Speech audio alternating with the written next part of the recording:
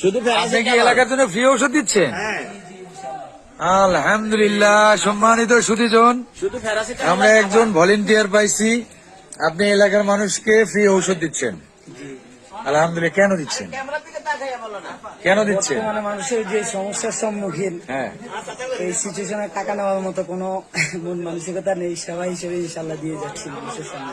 সেজন্য আপনি ঔষধ ফ্রি দিচ্ছেন জি ইনশাল্লাহ, যাতে এই মানুষগুলো বেঁচে থাকে, সেই জন্য। জি সেই সম্ভাবনা যাতে করে থাকে। আলহামদুলিল্লাহ ভাই। সম্মানিত সুধীজন, আমার প্রিয় ভাই, নামটা যদি একটু বলতেন। নামটা আপনার? হাফিজ আব্দুল কাদের। হাফেজ আব্দুল কাদের। আমি আসলে আহমদুল্লাহ ভাই, আমাদের প্রিয় হ্যাঁ, এত বড় একটা বুজুর্গ ব্যক্তি, দেখেন ওনার ওখানে টাকা চাইতে হয় না, তারই একজন সহকর্মী বা তিনিও একজন হাফেজ। আল্লাহর অশেষ রহমতে এই টোটাল এলাকায় সমস্ত মানুষের ঔষধগুলো সে ফ্রি দিচ্ছে।